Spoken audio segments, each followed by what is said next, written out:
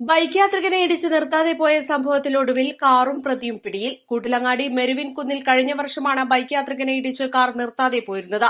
വാഴക്കാട് സ്വദേശിയുടേതാണ് കേസിൽ ഉൾപ്പെട്ട കാർ. 29കാരനായ മഞ്ചേരി വട്ടപ്പാറ തോന്നൊടുവിൽ കിഴക്കുംപറമ്പിൽ റാഫിയാണ് പിടിയിലായത്. 2024 ഒക്ടോബർ 18 തീയതി പുലർച്ചെ 1:15ഓടെയാണ് കേസിനാസ്പദമായ സംഭവം നടന്നിരുന്നത്. പ്രതി റാഫി കരിപ്പൂരിൽ നിന്നും വാഴക്കാട് സ്വദേശി നൌഷാദിന്റെ ഉടമസ്ഥതയിലുള്ള KL 10AQ6100 നമ്പർ വെള്ള സ്വിഫ്റ്റ് ഡിസയർ കാറുമായി മുണ്ടുപറമ്പ് പനമ്പറ്റപ്പാലം പടിഞ്ഞാറ്റുമുറി ഭാഗത്തുകൂടി അതിവേഗതയിൽ ഓടിച്ചു വരവെ കൂട്ടിലങ്ങാടി മെരുവിൻ കുന്നുവെച്ചാണ് കൂട്ടിലങ്ങാടി സ്വദേശി സുനീർ സഞ്ചരിച്ചിരുന്ന ബൈക്കിൽ ഇടിച്ചിരുന്നത്. അപകടത്തിൽ സുനീറിന് ഗുരുതരമായി പരിക്കേറ്റിരുന്നു.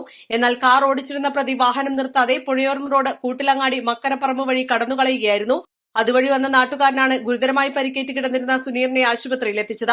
സംഭവത്തിൽ മലപ്പുറം പോലീസ് കേസ് രജിസ്റ്റർ ചെയ്ത നിരവധി CCTV ദൃശ്യങ്ങളും സംസ്ഥാനത്തെ വിവിധ RT ഓഫീസുകളിൽ രജിസ്റ്റർ ചെയ്ത 1000ഓളം കാറുകളുടെ വിവരങ്ങളും മറ്റും പരിശോധന നടത്തിയെങ്കിലും കേസിൽ പുരോഗതിയുണ്ടായിരുന്നില്ല.